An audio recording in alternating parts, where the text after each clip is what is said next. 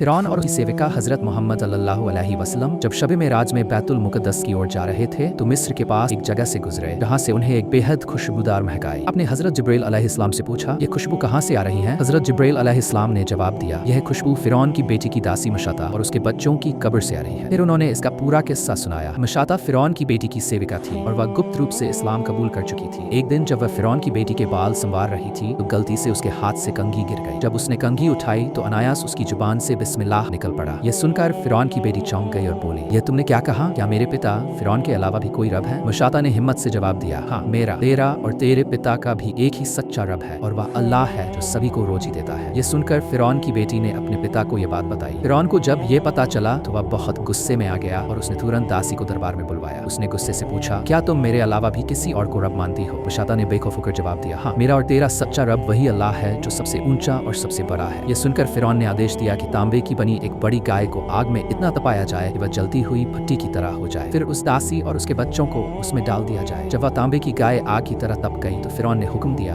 कि दासी के बच्चों को एक एक कर उसमें डाल दो। मशाता ने रोते हुए फरियाद की, बादशाह, मेरी सिर्फ एक गुजारिश है, मेरी और मेरे बच्चों की हड्डियों को एक ही जगह दफना देना। फ़िरौन ने ये गुजारिश मान ली। इसके बाद उसने उसके दो बच्चों को उसकी आंखों के सामने जलती हुई भट्टी में डाल दिया और वे तुरंत जलकर राख हो गए। अब सबसे छोटे बच्चे की बारी आई जो अभी अपनी माँ का दूध पी रहा था। जब सैनिक उसे खींचकर आग की तरफ ले जाने लगे तो माँ की आंखों के आगे अंधेरा छा गया। उसी वक्त अल्लाह ने उस छोटे बच्चे को बोलने की ताकत दी। उसने ऊंची आवाज में कहा, परेशान मत हो, घबराओ मत, हक सच के लिए जान देना सबसे बड़ी नेकी है। ये सुनकर माँ के दिल को सुकून मिला और उसने अल्लाह के फैसले को खुशी से कबूल कर लिया। इसके बाद उसके छोटे बच्चे को भी आग में डाल दिया गया और आखिर में मशाता को भी जला दिया गया। यही वो नेक औरत थी जिसकी कुर्बानी और सब्र की खुशबू जन्नत में उसके महल से आती है। यही खुशबू हजरत मोहम्मद सल्लल्लाहु अलैहि वसल्लम को मेराज की रात महसूस हुई थी।